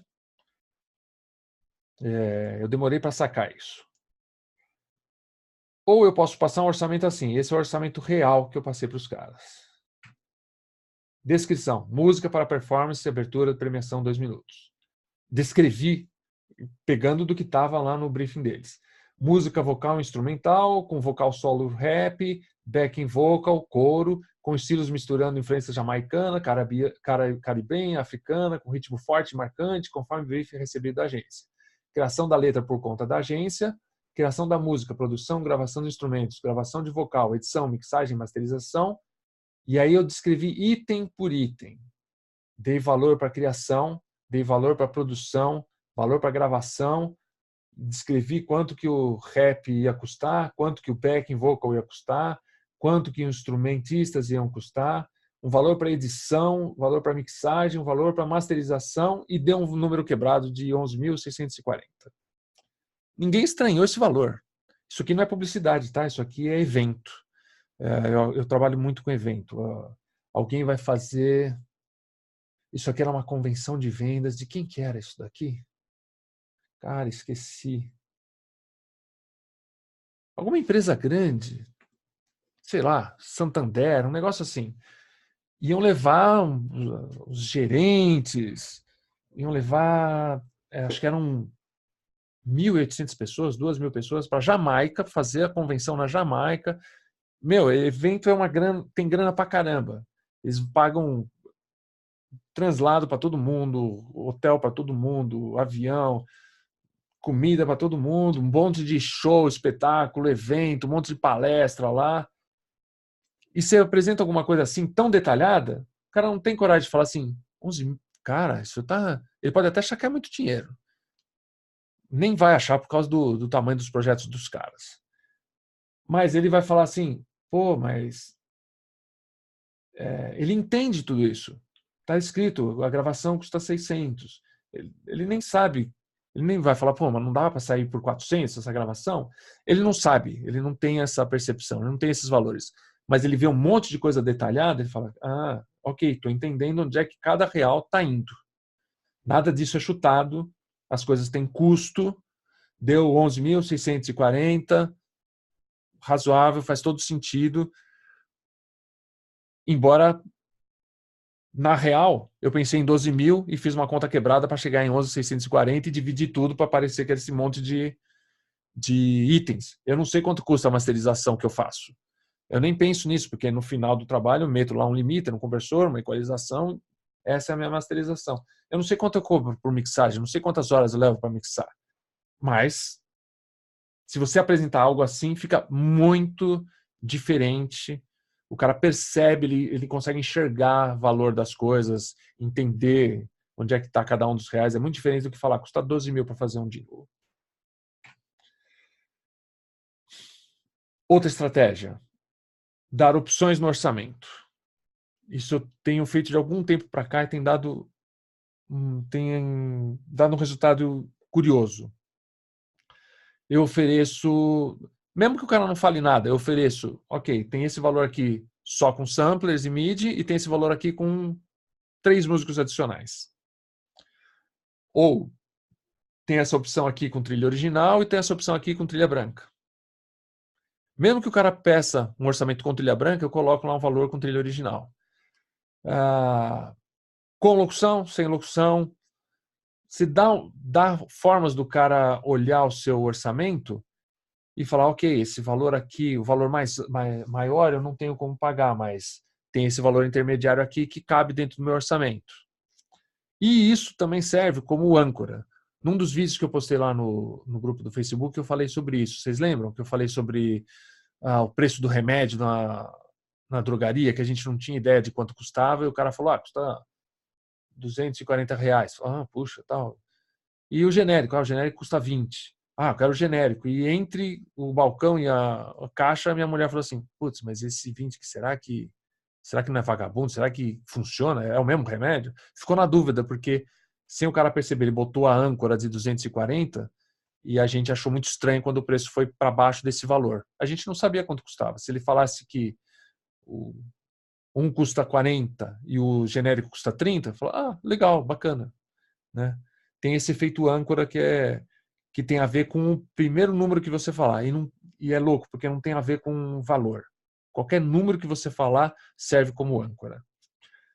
Exemplo, parece tosco, mas isso é uma coisa, é testado, é pesquisado e funciona. Os caras, vou contar, deixa eu voltar aqui para minha cara. Vou contar uma das pesquisas que fizeram. Perguntaram para as pessoas quanto custava uma coisa que eles não tinham ideia de valor. Quanto custa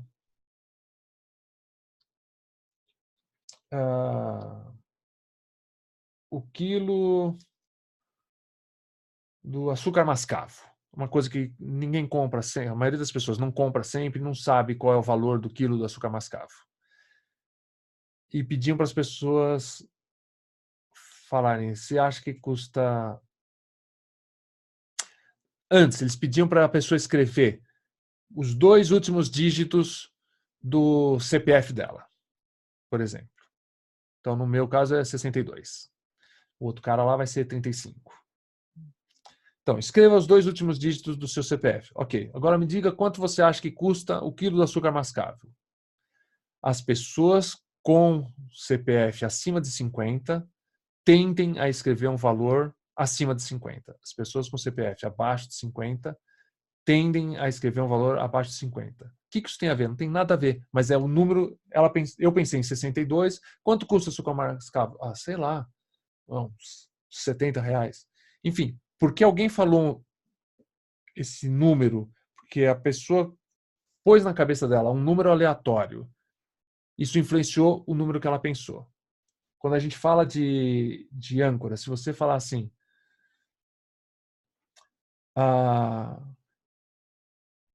vou te dar o valor da minha trilha sonora só com sampler, ok. Sabe que recentemente eu fiz pesquisa para gravar com uma orquestra lá em Budapeste e custa 60 mil reais para fazer uma gravação de orquestra lá. É. Mas a gente vai fazer só com sampler essa, né? O valor da minha trilha de sampler custa 30 mil reais. O cara vai falar, legal. Porque ele comparou com 60. Se você falar 30 de cara, ele não tem comparação. É capaz dele achar caro. Mas como você falou 60, puxa para cima. Quando você dá várias opções no orçamento, se você colocar 3, 4 opções de valor, o valor maior com a Orquestra de Budapeste, ele vai descartar. Não é o que ele está querendo, ele não pode e tudo mais. Mas vai influenciar o valor mais alto, que é com um quarteto de cordas, ou enfim, seja lá. Aí é a estratégia de como saber montar isso, sabendo que se você colocar um valor mais alto, pensando em descartar ele, pensando no cara pegar o segundo mais caro, você consegue que esse segundo mais caro seja mais alto. Loja de luxo faz isso toda hora. Foi o que aconteceu com a televisão, né? Que ninguém escolheu o valor mais alto. Ninguém escolheu o valor mais alto, mas várias pessoas escolheram o segundo mais alto. Que não pareceu razoável. Tinha uma lá de $2.000, a de 600, é razoável de 600. Né? Loja de luxo faz isso direto. Essas lojas de bolsa que custam uma fortuna, custa $5.000 uma bolsa. Tem lá uma bolsa em destaque que vai custar R$35 mil. E as outras bolsas de 5, 4 mil, 6 mil. A bolsa de R$35 mil está lá para fazer com que as outras pareçam razoáveis. A marca não espera vender aquela de R$35 mil. Ela está lá com o propósito de firmar uma âncora. Isso é meio complexo, não é tão fácil de entender. Se a gente souber lidar com isso, é bem legal. Cadê aqui? Tá lá na sala. Eu estou terminando de ler um livro que chama... Eu vou colocar lá no grupo. Que é um livro só sobre preço, falando sobre isso, sobre ancoragem, eles falam sobre preço quebrado, eles falam sobre preço terminado em 9. Para a gente é meio esquisito isso, até porque a gente não tem muita comparação e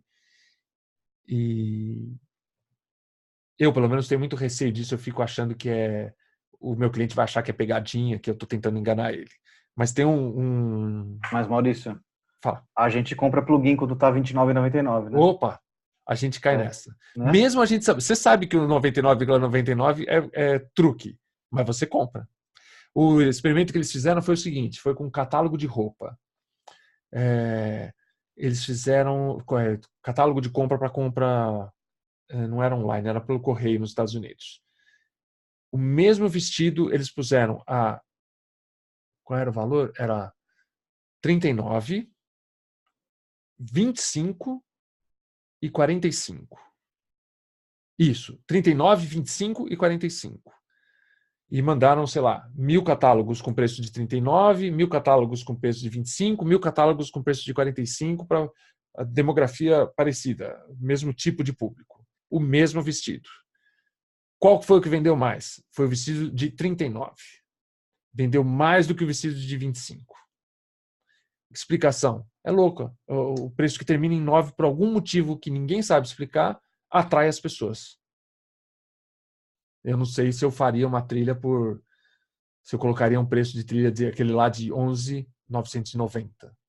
Acho que eu me sentiria bobo fazendo isso, mas de repente eu estou perdendo venda porque eu acho que é bobo, né? Tem que fazer, tem que fazer. Pois é.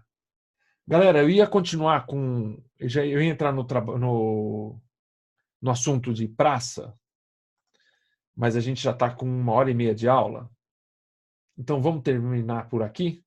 E aí, na próxima aula, a gente fala sobre praça, sobre promoção. Tá legal?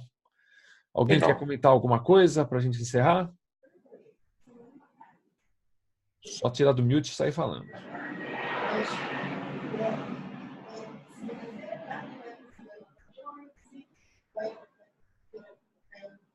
Alguém, hein? Fala, Lucas.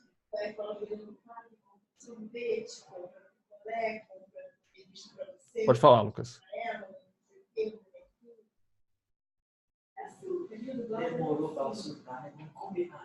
Tá mutado. Não, não tá. Não? Ele tá mutado, aparecendo mute pra mim. Ah, é? Aqui. Ah, eu não consigo tirar ele de mute. Aí, agora veio. Agora eu tô ouvindo. Não, eu só quero dar um exemplo engraçado que aconteceu comigo. Vocês estão ouvindo agora, né? Sim. Sim. Eu não sei se vocês já ouviram falar num cara que tem um sistema de números de física quântica, de atrair várias coisas. Hein? Eu achei muito engraçado que minha esposa, uma amiga da minha esposa falou para ela, e ela comentou comigo que são números assim, dinheiro imediato, tal número, você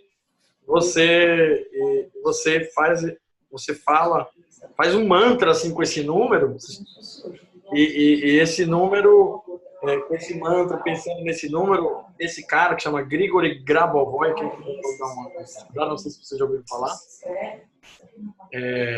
Grigori Grabovoi. É muito engraçado. E aí, é engraçado, quando eu nunca tinha ouvido falar nisso.